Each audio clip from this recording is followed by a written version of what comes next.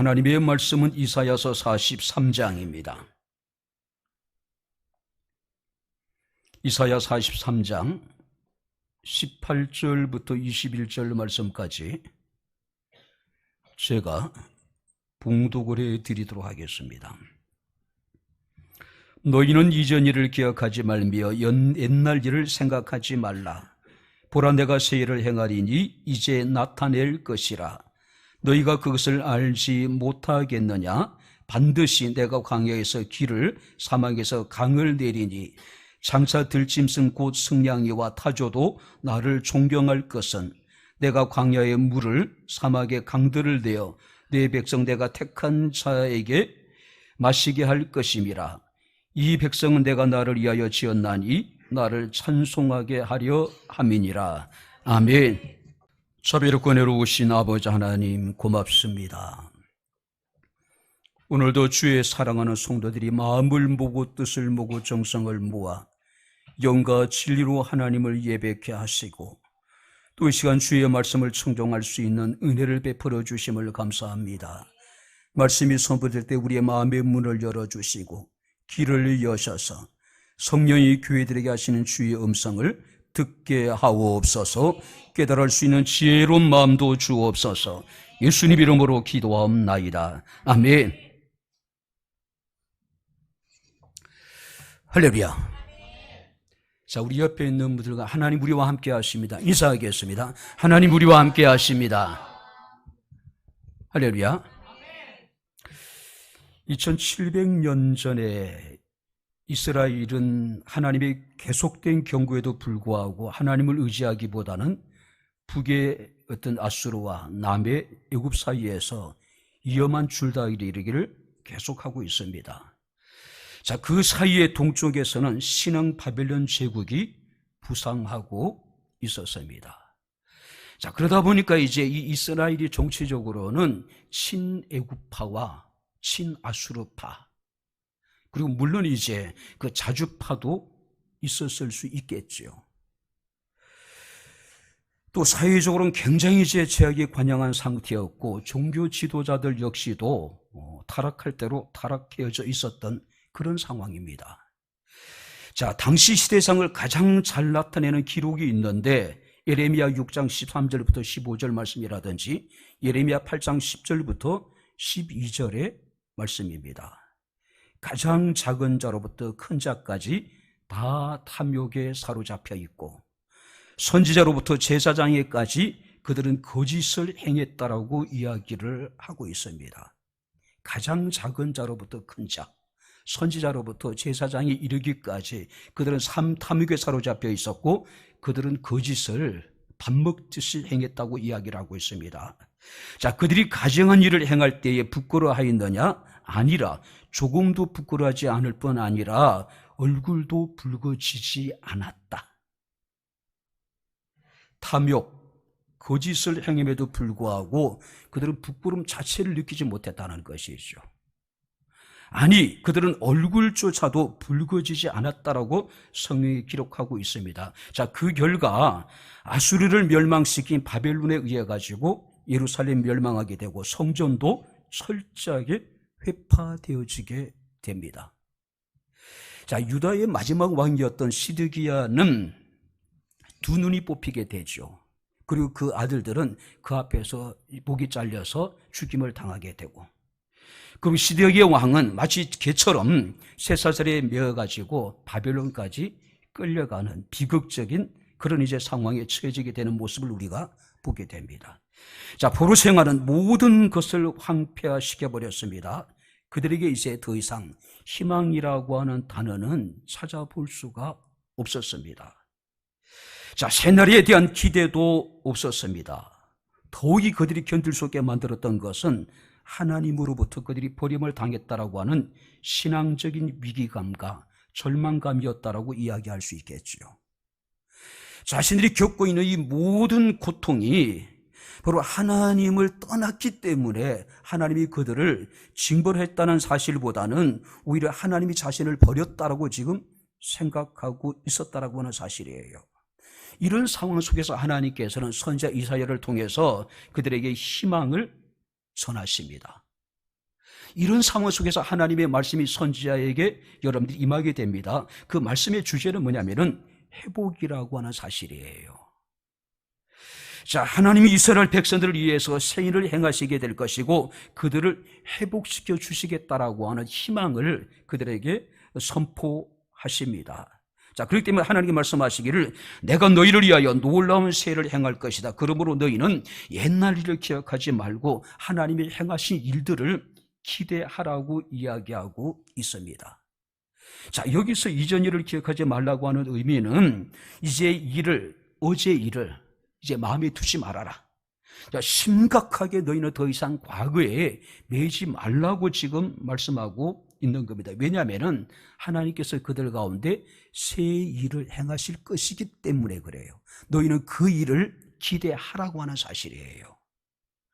자, 여러분들이 성경은 그때 그곳에서 있었던 일을 통해서 지금 여기서 우리를 향하신 하나님의 뜻이 무엇인지를 계시하고 있는 거예요. 단지 2700년 전에 여러분들이 사건이 아니라 그때 그곳에 있었던 일들을 통해서 오늘 우리들에게 지금 이곳에서 하나님께서 우리에게 무엇을 말씀하고 계시는지를 여러분들이 깨닫게 하는 것이 바로 이 하나님의 말씀이라고 이야기할 수 있습니다. 자, 그렇다면은 2700년 전에 하나님께서 이스라엘 백성들에게 새 일을 행하실 것이다. 너희는 하나님이 행하신 일들을 기대하라고 하는 이야기는 오늘을 살아가는 우리들에게도 마찬가지로 하나님이 너희를 위해서 새 일을 행할 테니 너희는 하나님이 행하신 일들을 기대하라고 하는 그런 의미가 포함되어져 있는 것이죠. 자, 그렇다면 하나님이 이스라엘 가운데 행하실 새 일은 어떤 일인지, 그리고 우리가 하나님께서 행하실 새 일을 우리가 기대해야 되는데 구체적으로 그 일이 어떤 일인지 우리가 함께 이제 말씀을 살펴보면서 우리가 함께 은혜를 나누도록 하겠습니다. 자, 18절 말씀을 우리 다시 한번 같이 읽겠습니다.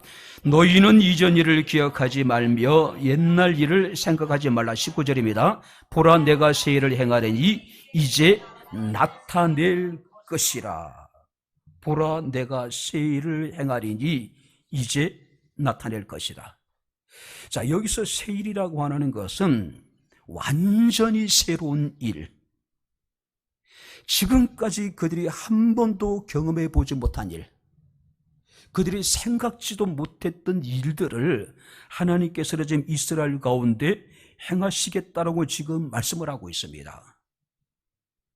자, 당시의 시대적인 상황을 우리가 살펴보았을 때에 여기서 새 일이라고 하는 것은 1차적으로 하나님께서 이스라엘 백성들을 바벨론에서 바로 돌아오게 하실 것이라고 하는 약속입니다.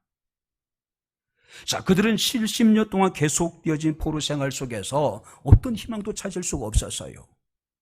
그들에겐 내일이라든지 새일에 대한 기대가 전혀 전무한 상황이었습니다.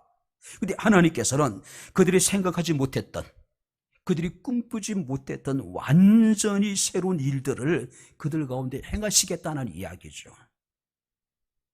자, 뿐만 아니라 여기서 세일이라고 하는 것은 궁극적으로 장차 예수 그리스도가 이 땅에 오셔서 바로 당신의 택한 백성들을 구원해 주실 것이라고 하는 하나님의 구속 사역을 지금 이야기하고 있는 겁니다.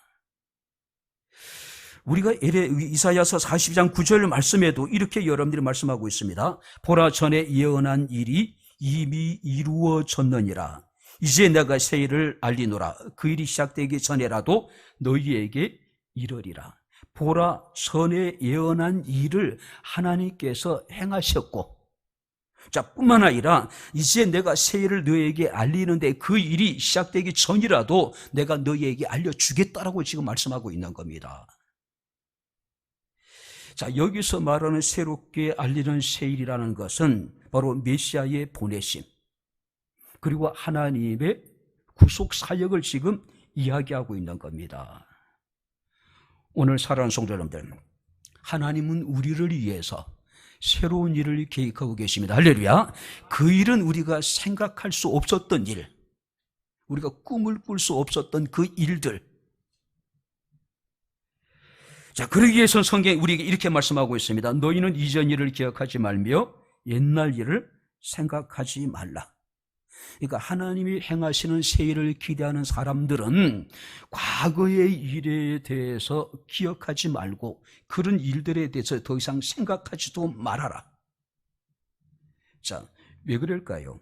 하나님이 행하신 일들은 전혀 새로운 일이기 때문에, 완전히 새로운 일이기 때문에 너희의 과거에 있었던 모든 일들을 바로 잊어버리게 할 만큼 놀라운 일이라는 것이죠.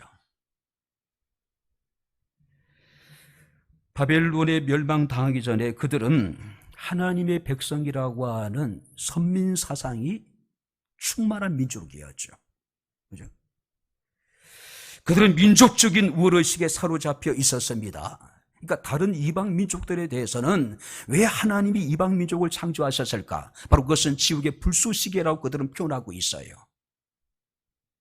이스라엘 사람들이 만민을 다스리게 될 때에 하나님께서는 그들을, 이스라엘 사람들이 부리게 될 텐데 혹시라도 그들을 짐승처럼 만들어 놓으면 이스라엘 백성들이 혐오감을 느낄까 봐 하나님 이방인들을 자신과 같은 모양으로 만들었다 그럴 정도로 그들은 그야말로 그 민족적인 우월의식이 대단한 민족이었습니다. 자, 그런데 계속되어진 포로 생활 속에서 그들은 패배주의에 물들기 시작했습니다. 어떤 희망도 찾을 수 없었습니다. 내일에 대한 기대도 없었습니다. 새일에 대한 그런 소망조차도 없었단 말이에요. 자, 그런데 하나님께서는 너희는 이전의 모든 일을 다 잊어버릴 정도로 엄청난 새 일을 너희 가운데 행하시겠다고 지금 약속하고 계신 것이죠. 그래서 이전 일을 기억하지 말며 옛날 일을 생각하지도 말라고 지금 말씀을 하고 있습니다. 하나님 우리 가운데 놀라운 일들을 계획하고 계시는데 그 일을 이루기 위해서는 우리는 이전 일들, 옛날 일들을 더 이상 매이지 말아라는 이야기죠. 그렇죠? 과거에 머물러 있는 사람은 어떤 변화도 기대할 수 없는 사람들입니다. 어떤 기적도 그들에게는 나타날 수가 없다는 이야기입니다. 과거의 성공이든지 과거의 실패이든지 과거에 매여 있는 사람들은 결코 앞으로 전진해 나갈 수 없다는 이야기죠. 자, 그렇기 때문에 하나님께서는 자기 백성들에게 새일, 자기 백성들에게 내일에 대한 희망을 증거하시면서 너희는 이전 일들을, 옛날 일들을 더 이상 생각하지 말아라, 그것에 매이지 말아라는 이야기겠죠. 시편 45편 10절 11절 말씀을 보게 되면 딸이여 듣고 보고 귀를 기울일지어다.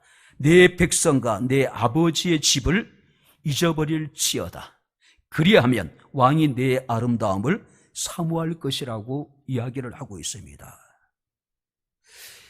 딸이 시집을 가게 되면은 자신의 어떤 지난 날에 자기 백성, 자신의 아버지 집을 철저하게 잊어버리란 이야기예요. 그죠? 그리하게 때 왕이 내 아름다움을 사모하게 될 것이다. 우리가 예수 그리스도의 사람이 되었으니 더 이상 우리는 예전에 속해 있던 모든 것들에 대해서 우리는 자유로워하는 이야기죠. 그것을 잊어버리란 이야기죠. 링컨이 큰 선거에서 낙선을 했습니다. 정말로 열심히 선거운동을 했는데 결과는 참담한 패배였어요. 주변의 참모들이 그 링컨에 대해서 굉장히 이제 걱정을 많이 했겠죠. 그런데 그날 링컨의 모습은 상당히 그 예외적인 모습을 보이게 됩니다. 낙심했던 그날, 선거에 패배한 그날 링컨은 말끔하게 이발을 하고 목욕탕에 가서 깨끗하게 몸을 씻습니다. 그리고 가장 좋은 옷을 입고 가장 좋은 음식점에 가서 가장 좋은 음식을 주문해서 먹더래요. 주변의 사람들이 얼마나 여러분들이 당황했겠어요. 그때 링컨이 이런 얘기를 했다 그래요. 하나님은 우리에게 오늘 어제 일을 기억하지 말라고 명령하셨습니다. 할렐루야. 우리나라는 보수와 진보가 첨예하게, 그래서 우리가 대통령 선거 같은 경우는 뭐 49대 51이잖아요. 아주 미세한 차이로 당락이 결정되어지게 됩니다. 자신이 지지했던 후보가 떨어지게 되면은 우리나라 국민들의 대부분 많은 사람들이 엄청난 패배감에 사로잡히게 되죠. 어떤 사람들은 아예 일정 기간 동안 뉴스도 안 보고요. 그러니까 모든 것에 어떤 나름대로 삶의 의욕을 잃어버린다고 이야기를 하잖아요. 그런데 당사자는 어떠할까요? 어처구니없는 패배에도 불구하고 말끔하게 자기 자신이 이발을 하고 목욕을 하고 가장 좋은 옷을 입고 제일 좋은 음식점에 가서 가장 좋은 음식을 먹고, 하나님은 어제와 오늘이를 기억하지 말라고 하셨습니다. 바로 이래서 링컨이 될 수 있지 않았을까요? 사도 바울은 고린도전서 5장 17절에 이르기를 그런즉 누구든지 그리스도 안에 있으면 새로운 피조물이라 이전 것은 지나가서니 보라 새 것이 되었다. 이전 것은 다 지나갔습니다. 오직 하나님께서 우리 가운데 행하실 새 일을 기대하면서 우리가 살아가라는 이야기겠죠. 하나님 우리를 새롭게 하시기를 원하십니다. 우리를 통해서 새 일을 행하기를 원하십니다. 하나님이 행하실 새 일을 기대하시기를 주의 이름으로 축원합니다. 어쩌면 지금까지 2024년 아무 일도 일어나지 않았는지 몰라요. 어쩌면 남아있는 며칠 남지 않는 2024년에 하나님이 새 일을 행하기에는 역부족인 것 같은, 시간이 없는 것 같은, 그러나 하나님이 역사를 변화시키기에는 하루도 결코 짧지 않습니다. 할렐루야. 하나님이 원하시면은 한 시간에라도, 아니 지금 이 시간에라도 놀라운 일들을 능히 행하실 수 있는 분이라는 것이죠. 그가 행하실 그 일들을 기대하라는 이야기죠. 자, 뿐만 아니라 19절 말씀 우리 다시 한번 같이 읽겠습니다. 보라 내가 새 일을 행하리니 이제 나타낼 것이라 너희가 그것을 알지 못하겠느냐. 반드시 내가 광야에서 길을, 사막에서 강을 내리니. 하나님이 행하신 그 일은 우리가 경험해 보지 못한 놀라운 일들이래요. 그죠? 우리가 인식하지 못하는 사이에 하나님은 이미 우리가 보이지 않는 곳에서 새 일을 계획하시고 새 일을 지금 진행하고 계시다는 이야기예요. 그리고 하나님 말씀하십니다. 멀지 않아 그것을 우리 앞에 드러낼 때가 올 것이다라고 지금 말씀하고 있는 겁니다. 여러분들이 미래가 되었을 때 우리에게 오는 것이 아니죠. 미래는 이미 내 곁에 와 있습니다. 할렐루야. 이미 내 곁에 와 있는 겁니다. 지금도 하나님께서는 내 곁에서 나의 미래를 설계하시고 나의 미래를 위해서 모든 것들을 지금 준비하고 계시다는 사실이에요. 근데 많은 사람들은 그것을 온전히 신뢰하지 못하는 겁니다.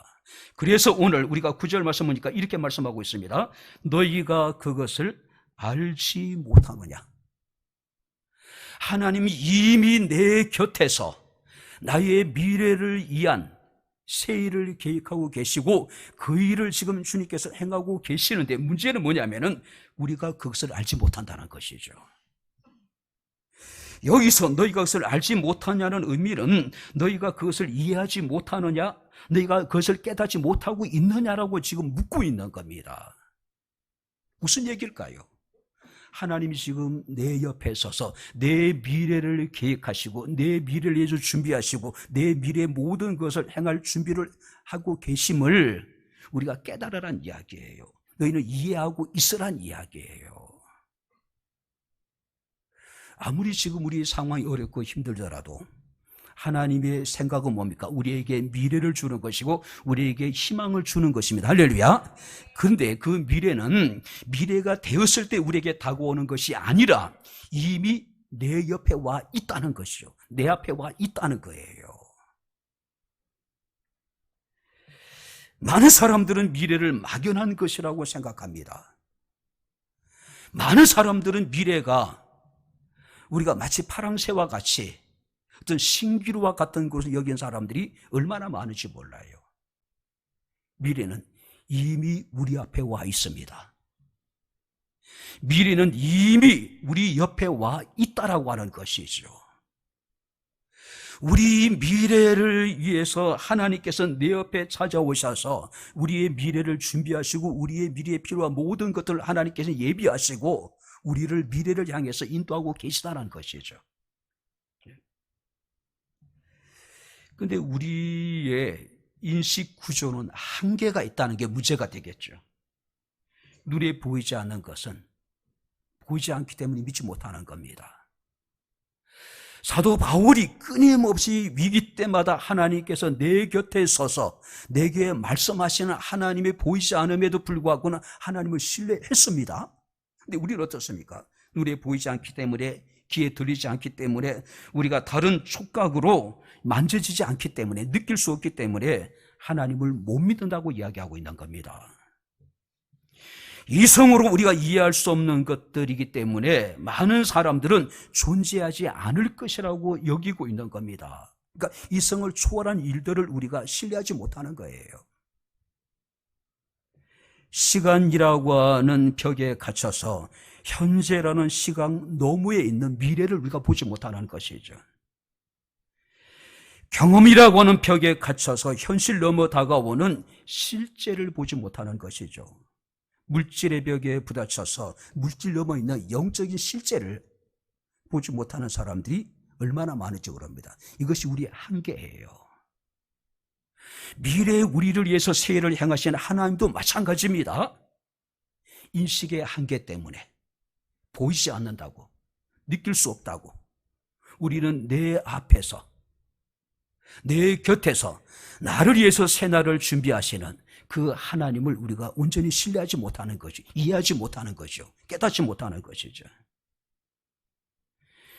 이 모든 한계를 넘어서서 온전히 하나님을 신뢰하는 사람들, 그리고 그 신뢰를 통해서 하나님께서 우리에게 명하신 주의 일들을 행하는 사람들을 우리는 그리스도인이라고 이야기하는 것이죠.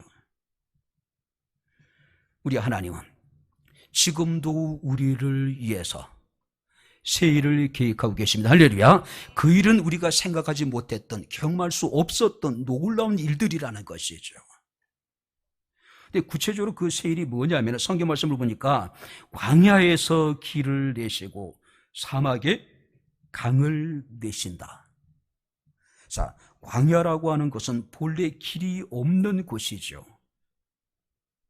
자, 방향을 제시해주는 나침반이 없는 시대에 이 광야라고 하는 건 그야말로 모든 것이 여러분들이 불확실한 것이잖아요.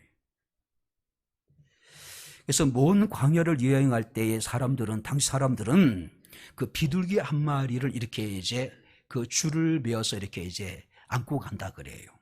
왜냐하면 혹시 광야나 사막에 접어들었을 때 길을 잃어버릴 수 있잖아요. 그럼 어떻게 합니까? 비둘기를 풀어서 날리는 겁니다.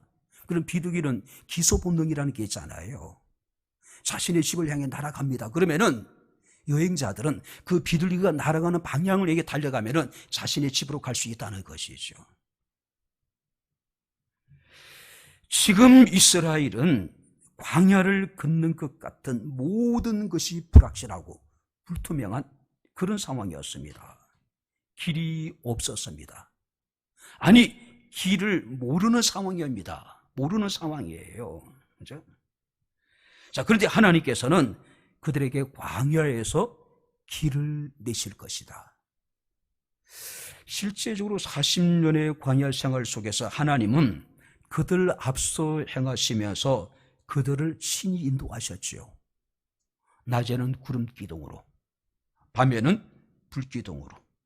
뿐만 아니라 하나님께서는 바다 가운데 마른 땅을 건너듯이 자기 백성들을 건너게 하신 하나님이시잖아요. 어쩌면 지금 우리의 처해 있는 상황이 광야와 같을 수 있을 겁니다. 길을 보이지 않아요. 길을 찾을 수가 없는 상황입니다. 자, 그런데 성경 우리에게 말씀하고 있습니다.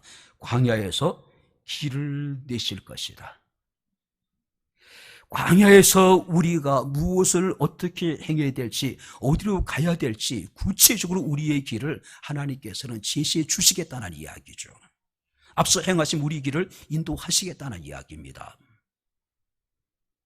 뿐만 아니라 사막에서 강을 내신다. 사막은 물 한 방울이 없어서 사막이 됩니다. 근데 하나님이 그곳에서 강을 내주시겠다는 것이죠. 사막에 물이 있고 강이 흐르면 더 이상 사막은 사막이 아닙니다. 사막은 사막이 아니라 옥토가 되겠죠. 그렇지 않습니까?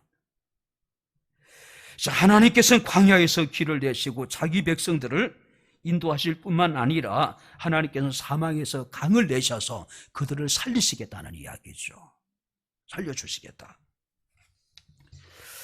오늘 사막에서 강을 내신다는 이야기는 곧 생명을 의미합니다. 여러분들이 너무 이런 일들이 불가능한 일이잖아요. 그죠? 광야에서 길을 내시고 사막에서 강을 내신다는 것은 우리로서는 불가능한 일이잖아요. 자, 그래서 성경을 보니까 이게 중요한 말씀이 있습니다.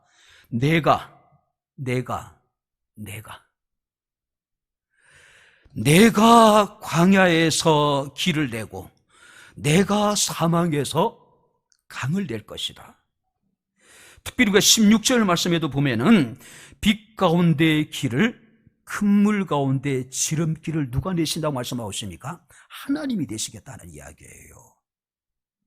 그리고 20절 말씀을 보시기 바랍니다. 더 역동적으로 기록하고 있는데 내가 광야에서 물들을 사막에서 강들을 내어 내 백성 내가 택한 자에게 마시게 할 것이니라. 무슨 얘기일까요? 광야에 길을 내고 사막에 강을 내는 일도 내가 하겠다는 이야기고 바다 가운데 길을 내고 큰 물 가운데 지름길을 내는 것도 내가 하겠다는 이야기고 광야에서 큰 물들을 사막에서 강들을 내시는 일도 하나님이 내가 하시겠다는 것이죠. 하나님이 우리에게 하시라고 명하신 것이 아닙니다. 내가 하시겠다는 것이죠. 내가 하시겠다는 것이죠. 이성적으로 경험적으로 상식적으로는 불가능한 일이지만은 전능하신 하나님께서 말씀하시기를 이 모든 일들을 내가 하겠다. 우리는 하나님의 약속에 대해서 때로는 온전히 신뢰하지 않습니다. 터무니없는 허무맹랑한 것으로 여기는 사람들이 얼마나 많은지 몰라요. 마치 롯의 두 사이가 하나님의 경고를 마치 농담으로 여긴 것처럼 그렇게 여기는 사람들이 얼마나 많은지 몰라요. 하나님이 내게 무엇을 약속하시든지 내게 무엇을 말씀하시든지 그것이 우리의 이성으로 우리의 경험으로 우리의 상식으로 불가능할지 모르지만은 전능하신 하나님은 능히 이루실 수 있는 하나님이십니다. 할렐루야. 그가 말씀하십니다. 내가 그 일을 행하겠다는 것이죠. 내가. 창세기 28장에 보게 되면은 야곱이 형의 낯을 피하여서 닷단 아람으로 도망을 갑니다. 자, 이 야곱이 루스라고 하는 곳에 이르게 됩니다. 그곳에서 돌베개를 하고 잠을 청하게 되죠. 얼마나 두려웠을까요? 그죠? 얼마나 외롭고 고독했을까요? 근데 이 루스라고 하는 지명의 이름의 뜻 가운데 하나가 뭐냐면은 길을 잘못 들다. 지금 야곱에 처해 있는 상황은 뭔가 잘못된 상황입니다. 야곱은 장자의 축복을 받기 위해서 아버지를 속였습니다. 형을 속였어요. 분명히 그는 잘못된 길을 걸어가고 있는 상황입니다. 루스라고 하는 지명의 뜻이 뭐냐면은 길을 잘못 들었다는 이야기예요. 그런데 그때 하나님께서 야곱에게 당신 자신을 나타내시죠. 그리고 말씀하십니다. 내가 너와 함께 있어 내가 어디로 가든지 너를 지키며 너를 이끌어 이 땅으로 돌아오게 할지라 내가 내게 허락한 것을 다 이루기까지 너를 떠나지 아니하리라. 할렐루야. 야곱은 어쩌면 루스에서 야곱의 상황은 뭔가 모든 것이 잘못된 상황이에요. 그는 지금 잘못된 길을 여러분들이 접어든 상황이었단 말이에요. 그죠? 하나님이 이미 복중에 있을 때에 바로 여러분들이 에서는 미워하고 야곱을 사랑했다고 말씀하고 있습니다. 그렇다면 하나님의 뜻대로 순리적인 방법을 통해서도 하나님이 얼마든지 야곱이 장자의 축복을 받게 하실 수 있는 분이셨어요.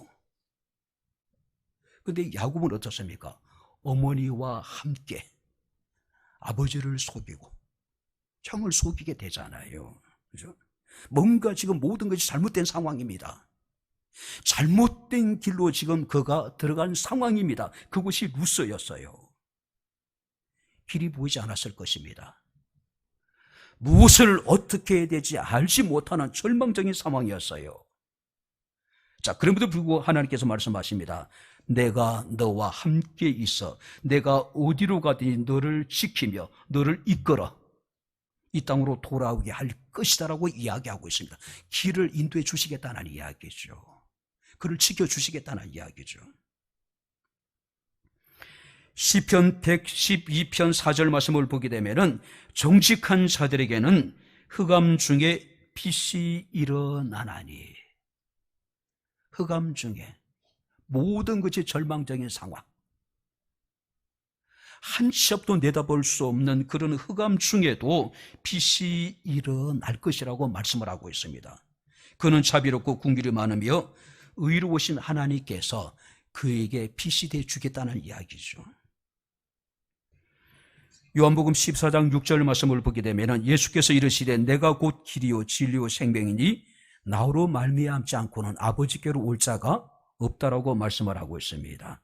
하나님이 바로 광야에서 길을 내시고 사막에서 강을 내시겠다고 말씀하고 있습니다.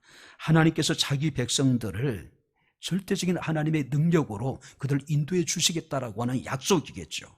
궁극적으로는 하나님의 나라에 이르기까지 우리를 인도하실 것이고 우리를 지켜주실 것이고 우리를 보호해 주실 것이고, 할렐루야, 우리는 그 일을 믿는 겁니다.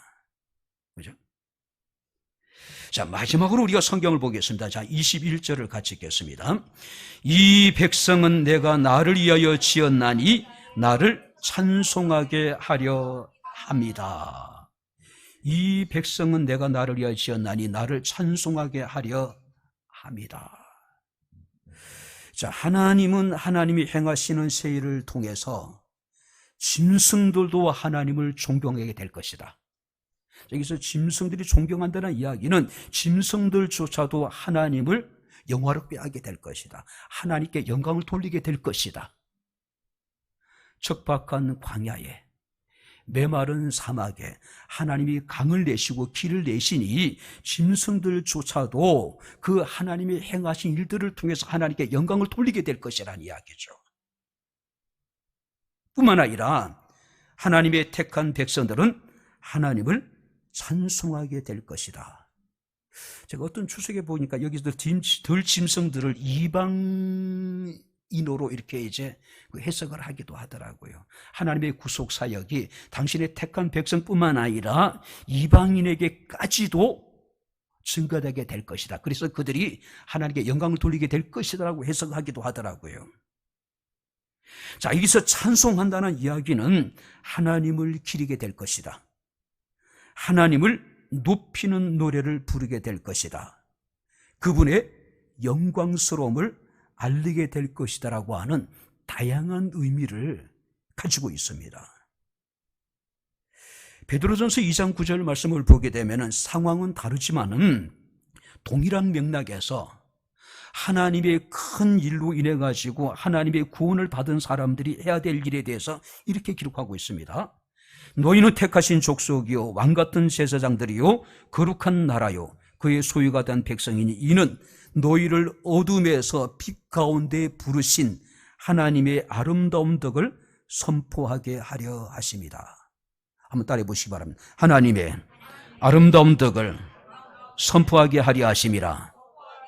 하나님의 아름다운 덕, 하나님께서 우리 가운데 행하셨던 아름다운 일들을 바로 찬양하기 위해서, 다른 사람들에게 그것을 증거하기 위해서 우리를 어둠 가운데서 빛 가운데로 불러주셨다는 이야기죠. 자, 그렇다면은 하나님의 구원을 받은 사람, 하나님이 행하시는 새 일과 하나님이 행하시는 놀라운 일들을 통해서 구원받은 주의 성도들이 마땅히 해야 될 일이 있다면은 바로 하나님을 찬송하는 일이고, 하나님이 행하신 아름다운 일들을 세상 가운데 선포하는 것. 자, 그렇다면은 우리가 하나님을 찬송한다는 이야기는 단순히 노래한다는 의미가 아니겠죠. 그죠? 너희는 하나님의 영광을 위해서 살고 하나님의 거룩하심을 드러내는 삶을 살아가라고 하는 그런 의미가 되겠죠. 입술로 찬양할 뿐만 아니라 우리의 삶을 통해서 하나님의 영광을 드러내라. 우리의 삶을 통해서 하나님의 거룩하심을 나타내라. 너희들의 삶을 통해서 하나님께서 너희 가운데 행하신 놀라운 일들을 증거하라. 그런 의미가 아닐까요?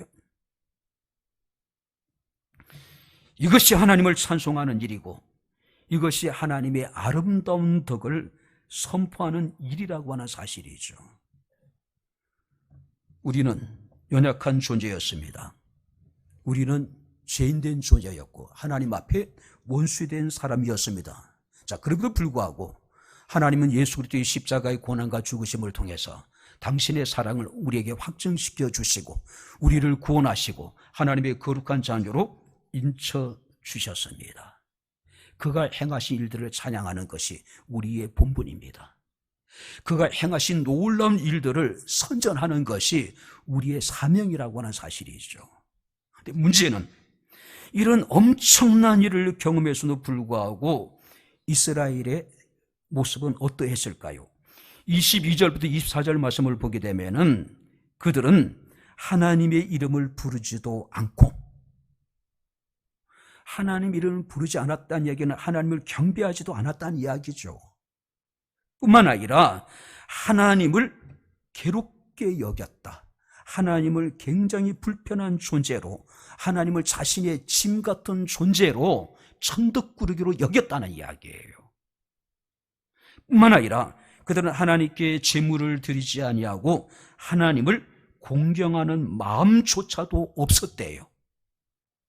그리고 오히려 그들은 죄악으로 하나님을 더 괴롭게 만들었다. 하나님이 그들 가운데 새 일을 행하셨고 하나님은 놀라운 일들을 통해서 그들을 구원해 주시고 그들을 인도해 주심에도 불구하고 그들이 마땅히 하나님을 찬양하고 마땅히 하나님이 행하신 아름다운 일들을 선전해야 되는데, 오히려 그들은 하나님 이름을 부르지도 않고 하나님을 괴로운 존재로 여겼고 제물을 드리지 않고 하나님을 공경하지도 않았고 오히려 죄를 행함으로 하나님을 괴롭게 했다. 유진 피터슨 목사님의 메시지 성경 이 본문을 이렇게 이야기합니다.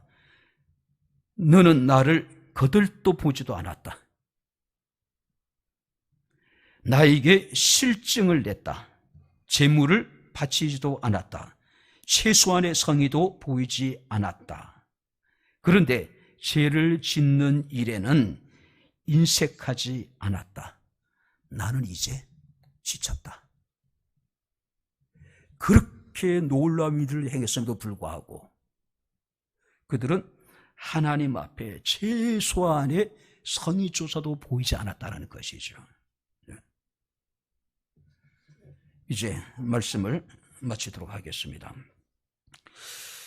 수많은 건물을 건축한 건축가에게 한 사람이 물었습니다. 당신이 건축한 건물 중에 가장 자랑할 만한 건물은 어떤 건물입니까? 그때 건축가가 이야기합니다. 아직 나타나지 않았습니다. 다음에 건축할 건물이 가장 자랑할 만한 건물이 될 것입니다. 어느 화가에게 물었습니다. 당신이 그린 그림 중에 가장 자랑할 만한 그림을 내게 보여주십시오. 그때 화가가 이야기합니다. 다음에 그릴 그림이 가장 보여줄 만한 그림이 될 것입니다. 여러분들의 인생에 가장 자랑할 만한 아름다운 때가 있었다면 그때가 언제라고 생각됩니까? 저는 분명히 확신할 수 있습니다. 아직 내 인생의 가장 아름다운 행복한 날은 이르지 않았다라고 하는 사실이죠. 왜냐하면 하나님이 우리 가운데 새 일을 행하실 것이고, 하나님이 과거의 나의 아름다운 모든 것을 잊어버릴 만한 엄청난 놀라운 일들을 행하실 것이기 때문에 어쩌면 내 인생의 가장 아름다운 날은 아직 내게 이르지 않았다는 사실입니다. 할렐루야.